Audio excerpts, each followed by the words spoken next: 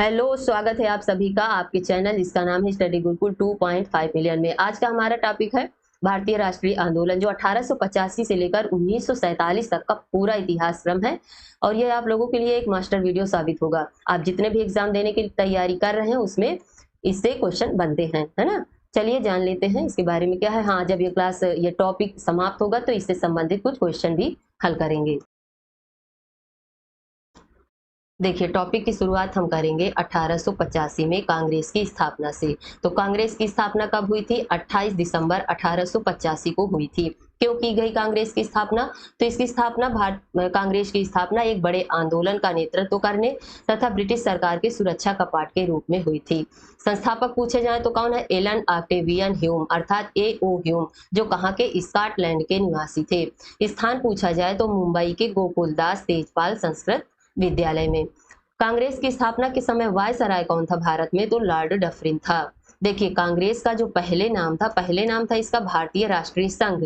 इसके बाद दादा भाई नौरोजी ने इसका नामकरण किया और नाम क्या रखा? भारतीय राष्ट्रीय कांग्रेस रखा। आगे देखेंगे, कांग्रेस में प्रथम कांग्रेस के प्रथम अधिवेशन के अध्यक्ष कौन थे? WC बनर्जी थे। कांग्रेस के प्रथम मुसलमान अध्यक्ष पूछे जाएं तो बदरुद्दीन तैयब जी थे। प्रथम यूरोपियन जिसने कांग्रेस के अधिवेशन में अध्यक्षता की थी, उनका नाम है जॉर्ज यूले। प्रथम महिला जिसने कांग्रेस के अधिवेशन को संबोधित किया था, नाम क्या था उनका? कादम्बिनी गांगुली था। प्रथम यूरोपियन महिला पूछी जाए, प्रथम यूरोपियन महिला तथा प्रथम महिला अध्यक्ष जिसने कांग्रेस के अधिवेशन की अध्यक्षता की थी, क्या नाम है उनका? Annie Besant. जिस अधिवेशन में पहली बार भारत का राष्ट्रीय गीत वंदे मातरम गाया गया था, वह अधिवेशन कौन था? उस अधिवेशन का नाम था 1896 का कलकत्ता कांग्रेस अधिवेशन। इस अधिवेशन के अध्यक्ष थे रहमतुल्लाह सयानी, जिसने स्वयं इसको गाया था।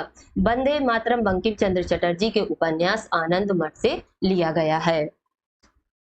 अब अगली घटना आती है कब की? बंगाल विभाजन की। बंगाल विभाजन 1905 की, है ना। तो ये जो बंगाल विभाजन 1905 का है, इसे कब लागू किया गया था? 16 अक्टूबर 1905 में। उस समय यहाँ का वायसराय कौन था? लॉर्ड कर्जन था। ये जो बंगाल विभाजन था, किस उद्देश्य से इसका विभाजन किया गया था बंगाल का? तो उद्देश्य इसका यह था कि हिंदू और मुस्लिमों की एकता को तोड़ना। बंगाल विभाजन दो तरह से हुआ, पश्चिम बंगाल और पूर्वी बंगाल। ये देखिए, यहाँ पर मैप में आप देखेंगे कि ये इतना सारा पूरा बंगाल था, इसमें ये जो है पूर्वी बंगाल में बटा और इधर का हिस्सा पश्चिमी बंगाल में बटा। पश्चिमी बंगाल के अंतर्गत बंगाल, बिहार और उड़ीसा शामिल थे।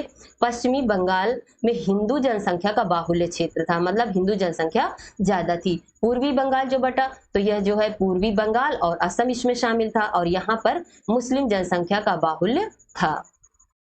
आगे इसके बारे में देखेंगे कि 3 दिसंबर 1903 को विभाजन का प्रस्ताव ब्रिटिश संसद में रखा गया। इसके बाद 19 जुलाई 1905 को जनता के सामने इस प्रस्ताव को रखा गया।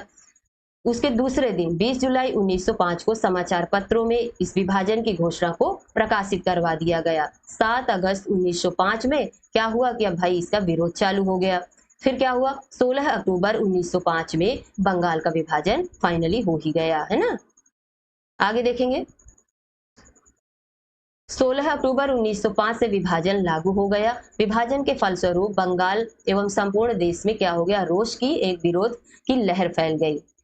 इसके बाद 16 अक्टूबर 1905 को शोक दिवस के रूप में मनाया गया।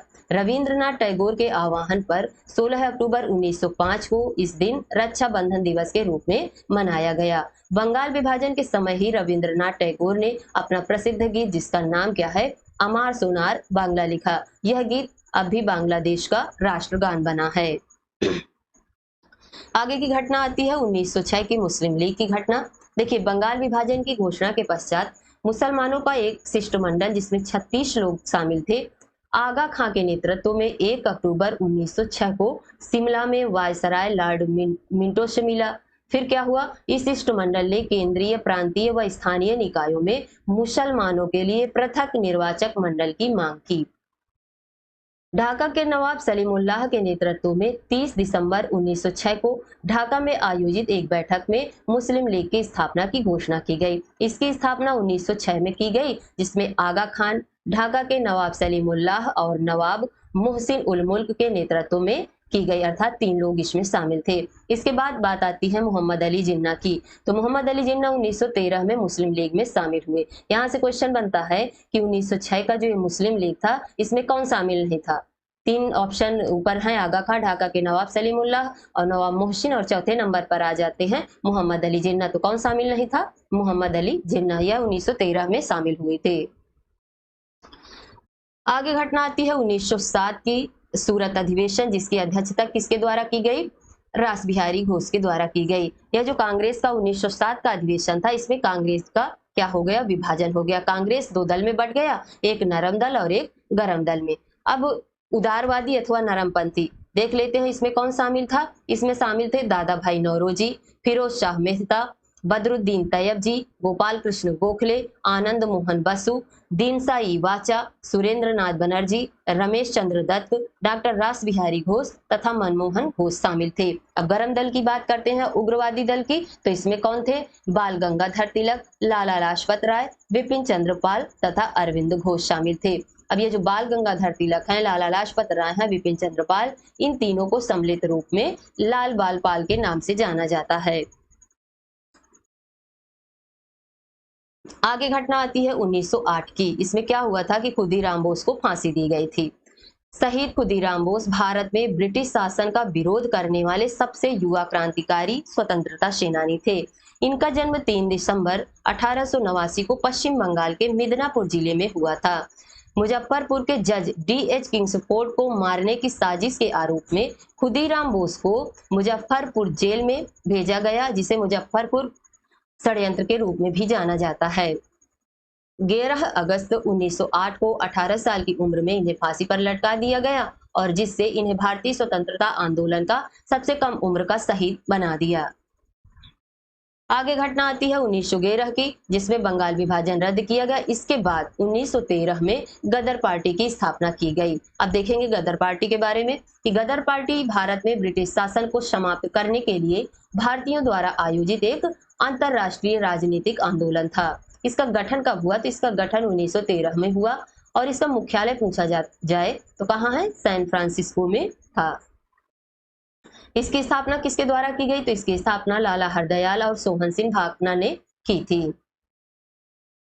इसके बाद घटना आती है प्रथम विश्व युद्ध 1914 की। प्रथम विश्व युद्ध 1914 से 1918 तक चला। इसके बाद देखेंगे कि 1915 में भारत में गांधी जी का आगमन हुआ। 1916 की बात आती है। 1916 में लखनऊ समझौता हुआ था, जिसके अध्यक्ष कौन थे? अंबिका चरण मजूमदार थे। इसमें नरम दल और गरम दल का एकीकरण किया गया।